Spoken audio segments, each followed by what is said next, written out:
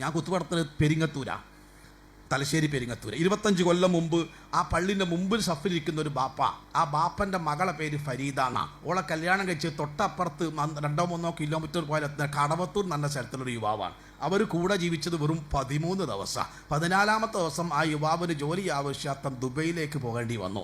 ദുബൈയിൽ പെയിൻറ്റിങ് ജോലിയാണ് ഈ സാധുവിന്. ദുബൈയിലെ ബിൽഡിങ്ങിൻ്റെ ഉയരം ഞങ്ങൾക്ക് പറഞ്ഞു തരേണ്ട ആവശ്യമില്ലല്ലോ, അതിൻ്റെ മുകളിൽ നിന്ന് കീപ്പട്ടാണ്ട് വീണു. നട്ടല് നിശേഷം തകർന്നു പോയി. കഴുത്തിൻ്റെ കീപ്പെട്ട് ഒരു മൂത്രം കാഷ്ടം ഒന്നും അറിയില്ല. ചോറ് തൊള്ളയിട്ടാലാട്ട് ഇറക്കാന്നല്ലാതെ ഒരു ബറ്റിങ്ങനെ വീണാൽ ഞമ്മലെടുത്താണ്ട് വെച്ചു കൊടുക്കണം. 25 കൊല്ലം മുമ്പ്. നിങ്ങൾ ആലോചിച്ച് നോക്കൂ, ഈ ഫരീദ എന്ന പെൺകുട്ടിയോട് അവരുടെ കുടുംബക്കാരും ഭർത്താവിൻ്റെ കുടുംബക്കാരും നാട്ടുകാരും പറഞ്ഞു, മോളെ നീ ഒരു യുവതിയാണ്, 13 ദിവസങ്ങൾ കൂടെ ജീവിച്ചുള്ളൂ. വിവാഹം കഴിഞ്ഞ് അന്ന് അവർക്ക് മാസമുറയായിരുന്നു, ശാരീരിക ബന്ധത്തിൽ ഏർപ്പെട്ടിട്ടില്ല, അതുകൊണ്ട് നിന്റെ ശരീരത്തിന് ഒരു കേടും പറ്റിയിട്ടില്ല. 2 കുടുംബക്കാരും ഒരേ ശബ്ദത്തിൽ പറഞ്ഞു, നീ വേറെ കല്യാണം കഴിക്കണം, ഇവനെ നമുക്ക് നോക്കാം, ഇവനക്ക് ഒരിക്കലും ഒരു കുടുംബജീവിതം നയിക്കാൻ കഴിയൂല. പക്ഷേ ഫരീദ തൻ്റെ ഭർത്താവിനെ കൈയൊഴിഞ്ഞില്ല. 25 കൊല്ലക്കാലം. സഹോദരിമാരെ ഞാൻ ചോദിക്കട്ടെ, ഒരു ചുടുചുംബനം നൽകാൻ, ഒരു കുഞ്ഞിക്കാല് സംഭാവന ചെയ്യാൻ, ഒരു ചേർത്ത് പിടിക്കാൻ സാധിക്കാത്ത ഈ ജീവച്ചവത്തെ 25 കൊല്ലക്കാലം മാറോട് ചേർക്കാൻ ഫരീദ കാണിച്ച വികാരത്തിന്റെ പേരാം അബദ്ധത്ത്.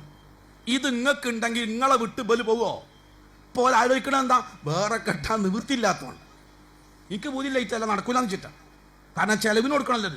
എന്താ കാര്യം? നമ്മൾ വിചാരിച്ചൊന്നും ഇവിടുന്ന് കിട്ടണില്ല. പരിശോധിക്കണങ്ങൾ. അതാണ് അബദ്ധത്ത്. ഇതായ പ്രവാചകന്റെയും ഭാര്യമാരുടെയും ഇടയിലുണ്ടായിരുന്നത്.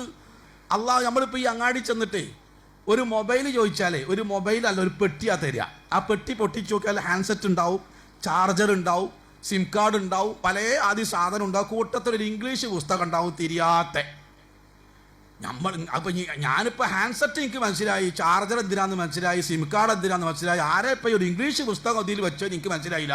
എനിക്ക് തിരിയാത്തോണ്ട് എടുത്ത് വേറാട്ട് കൊടുത്ത്. എനിക്ക് തോന്നിയ മാതിരി ഞാൻ മൊബൈൽ ഉപയോഗിച്ചാൽ ചിലപ്പോൾ അത് വാങ്ങി അന്ന് തന്നെ കേടുവരും. അതേപോലെ തന്നെ അള്ളാഹുവാണ് മനുഷ്യനെ ഭൂമിക്ക് ഇറക്കിയത്. മനുഷ്യൻ എങ്ങനെ ജീവിക്കണം എന്ന് പഠിപ്പിക്കുന്ന അള്ളാഹുവിൻ്റെ മാനുവലാണ് ഖുർആൻ.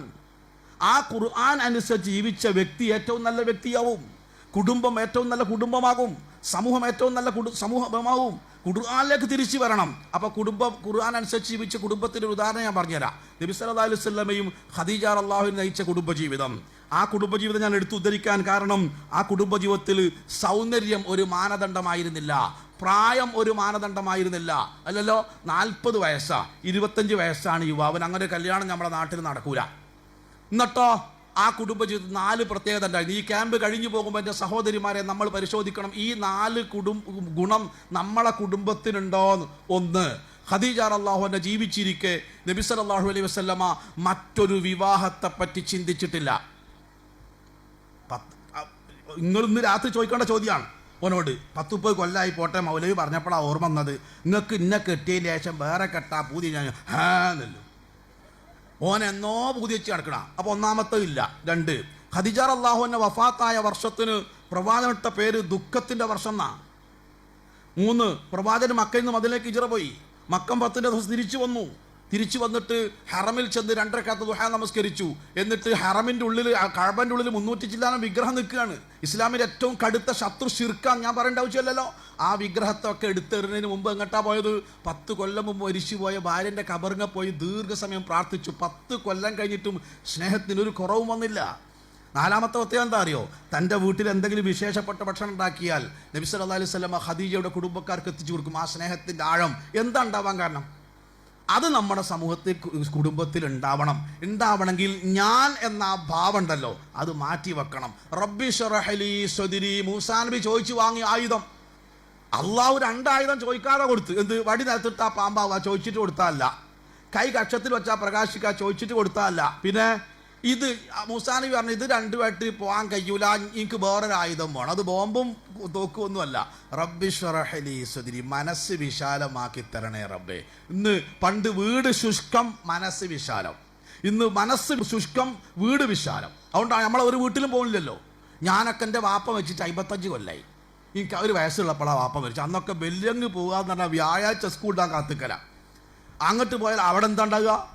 എല്ലാവർക്കും കിടക്കാൻ സ്ഥലമുണ്ടോ? എല്ലാവർക്കും തിന്നാൻ ഭക്ഷണം ഉണ്ടോ? എല്ലാവർക്കും കള്ളിത്തുണി ഉണ്ടോ? എൻ്റെ വലിയ 9 പേരമക്കളാണ്. 9 പേരമക്കൾക്ക് കൂടി ഒരു തലക്കാണി വെച്ചു കൊടുത്താൽ ആ തലക്കാണിൻ്റെ അവസ്ഥ എന്താണെന്ന് ആലോചിച്ച് നോക്കികൾ. അപ്പം ഞാൻ വല്യമ്മനോട് പറയും, വല്യമ്മ എനിക്ക് മാണ്ടട്ടോ അൽഹംദുലില്ലാ, ഞാൻ 8 എണ്ണത്തിന് നോക്കിയാൽ മതി. പുതപ്പ് എല്ലാവർക്കും ഒരു പുതപ്പ്. അപ്പം നടുവിൽ കിട്ടാനാണ് മത്സരം, കാരണം ഓൻ ഒഴിഞ്ഞു പോകില്ലല്ലോ. അപ്പം ഞാൻ പറയും എനിക്ക് വേണ്ടട്ടോ. അപ്പം വല്യമ്മ എന്ന് പറഞ്ഞ എൻ്റെ പാവപ്പെട്ട വല്യമ്മ ഞാൻ എന്തിനാ പറഞ്ഞത് അന്ന് അതിന് മനസ്സിലായില്ല. ഇതിനറിയോ, എല്ലാവരും അറിയാൻ തലക്കാണി ഞാനെടുക്കും, പുതപ്പ് ഞാനെടുക്കും. പിന്നെ രാവിലെ എണീച്ച് കക്കൂസ് പിന്നെ പണ്ടേ അല്ലല്ലോ എണീച്ചൊരു പാച്ചിലായിട്ട് പായലാ, മൈലേജ് തീരുമ്പോൾ അവിടെ കുത്തിരിക്കും, പിന്നെ മണ്ടിയാ ബുദ്ധിമുട്ടാ ഇല്ലേ. ഈ അസൗകര്യത്തിനിടയിൽ നമ്മളൊക്കെ ബന്ധുവീട്ടിൽ പോയി ദിവസങ്ങളോളം താമസിച്ചിട്ടില്ലേ? ഉണ്ട്. എന്നോ സൗകര്യമല്ല, മനസ്സ് ശുഷ്കം.